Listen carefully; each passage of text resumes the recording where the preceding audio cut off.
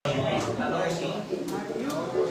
ito yung sasanong hindi lang sa bawat sa kundi sa atin mismo bilang sa ating sarili na tayo po ba ay nag-worship pa rin po or umaatin na lang po ba tayo?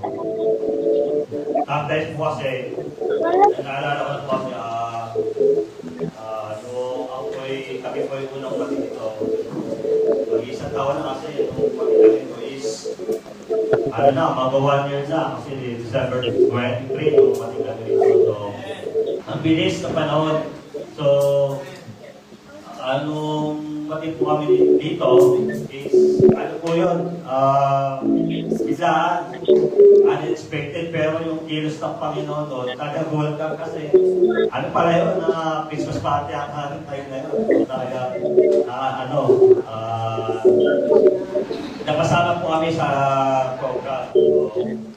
So, salamat po yun. At ngayon po, mag-iisang taon na po kami. I want to talk about attending and worshiping. Ano nga ba yung sabi natin about attending? So sabi po ng iba or ng mga scholar or ng mga nag-aaral po ng salitang Diyos, ang attending means it is a physical act of being present. So, sabihin, present ka ngayon or present ka any service, but ang tanong is, are you worshiping?